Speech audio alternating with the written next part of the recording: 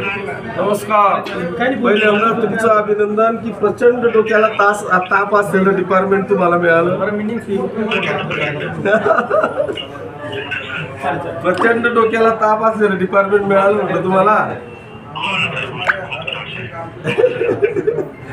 बरं, आता विषय असा आहे की ते पवित्र पोर्टलची जी साईड आहे आपली, ती खूप दिवसापासून त्याचा टॅप बंद पडलेला आहे.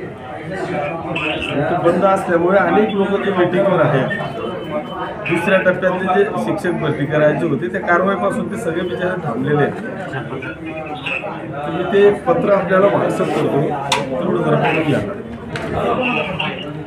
कधीपासून काम चालू करतोय आपण? बर बर